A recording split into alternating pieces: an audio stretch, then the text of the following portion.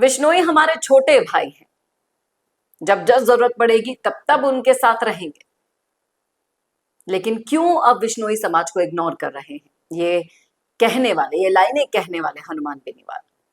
नमस्कार, संवाद पर आपका स्वागत है। मैं हूं चेतना शर्मा, आपके साथ बात करेंगे उसी हाई प्रोफाइल हत्याकांड की जिस पर लगातार बात करते करते अब मुझे लगता है कि महीना भर होने को है, 28 दिन तो हो ही गए हैं, लेकिन चुप्पी नहीं टूट रही कुछ लोगों की। सवाल वहीं के वहीं है।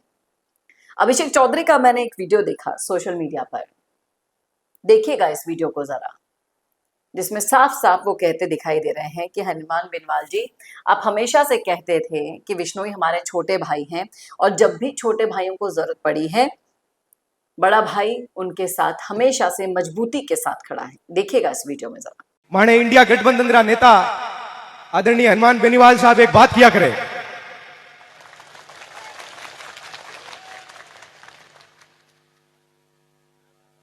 बेनीवाल साहब एक बात कहे कि बिश्नोई हमारे छोटे भाई हैं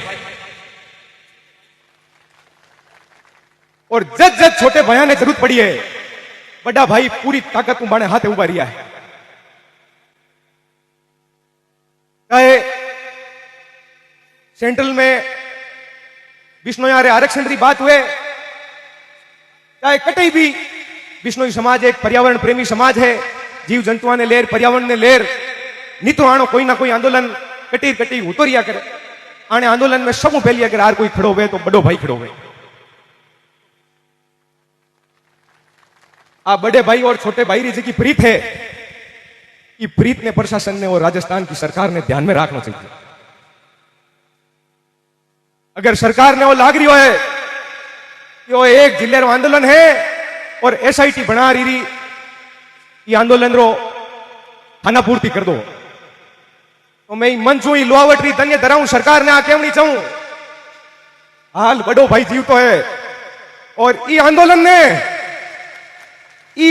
ने फड़ोती रे एक जिले रे आंदोलन ने राजस्थान के 41 जिलों को आंदोलन बनाने में माने ज्यादा देर को लगे। अब चाहे से आरक्षण का मुद्दा हो, कोई जन आंदोलन का मुद्दा हो, बेनीवाल ने हमेशा आगे बढ़कर साथ दिया है। लेकिन भवरी देवी बिश्नोई हत्याकांड में आरएलपी तो कूद पड़ी है। बेनीवाल किस चीज का इंतजार कर रहे हैं ये समझ नहीं आ रहा। ये भाई साहब बोल रहे हैं कि 41 जिलों में आंदोलन खड़ा करने की तैयारी चल रही है, क्योंकि क्लू तो इन्होंने दे दिया है इस वीडियो के जरिए। और कल भी मैंने आपको एक वीडियो बताया था जिसमें बोला गया था कि 28 दिन लगा दिए, अगर बेनीवाल आ जाते तो 22 घंटे में न्याय मिल जाता। तो अब 41 जिलों में आंदोलन खड़ा करने की तैयारी चल रही है। शायद यही इस चुप्पी की सबसे बड़ी वजह है।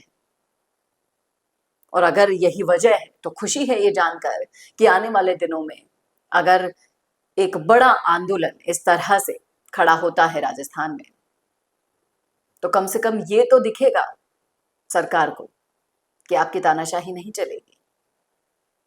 आप जिन बड़े मगरमच्छों को बचाने की कोशिशें कर रहे हैं उनको भी सजा मिलेगी।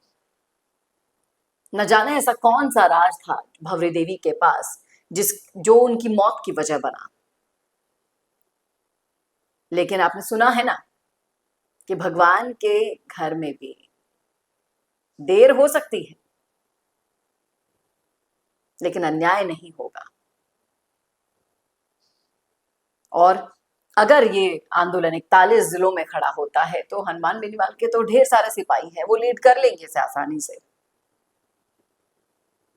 लेकिन कब? अब इतना इंतजार क्यों किया गया? महीना भर हो गया, कुछ नहीं हो रहा। और मैं यकीन के साथ कह देती हूं कि अगर बेनीवाल आ गए ना तो न्याय, आश्वासन, फैसला, आधा फैसला उसी दिन हो जाएगा। उम्मीद की जा रही है आज, कल, परसों, पल्ले दिन कब आएंगे ये नहीं पता। लेकिन ये जो एक के बाद एक संदेश आ रहे हैं, पहले आरएलपी के नेता देते हैं, फिर अभिषेक चौधरी देते हैं, उनको देखकर तो यही लगता है कि आने वाले दिनों में एक बहुत बड़ा आंदोलन लीड करने वाले हैं हनुमान बेनीवाल। और अगर बिश्नोई समाज के लिए बेनीवाल ने ऐसा कर दिया ना तो अच्छों की छुट्टी हो जाएगी। जो भी इसमें राजनीतिक रोटियां सेकने वाले थे उनकी भी, और जो इस मामले को भुनाना चाह रहे थे उनकी भी। और पंचायती राज चुनावों में हीरो बन जाएंगे हनुमान बेनीवाल। क्या कहना है आपका, रखिएगा राय जरूर कमेंट बॉक्स में। कैसा लगा वीडियो बताना ना भूलेगा, और ऐसे वीडियोस के लिए देखते रहिए संवाद भारत का, भारत के लिए। नमस्कार। मुझे बेहद प्रसन्नता है कि संवाद भारत का भारत के लिए एक सीरीज लेकर आ रहा है गुजर को जानो। ने हमारे इतिहास की सबसे बड़ी लड़ाइयां लड़ी। नागभट्ट और सम्राट मिहिर भोज ने कैसे अपनी वीरता का लोहा मनवाया। आपने कम से कम ये सोचा, और मुझे बेहद प्रसन्नता होगी कि गुजर के इतिहास के बारे में आप देश और समाज को, राष्ट्र को अवगत कराएंगे।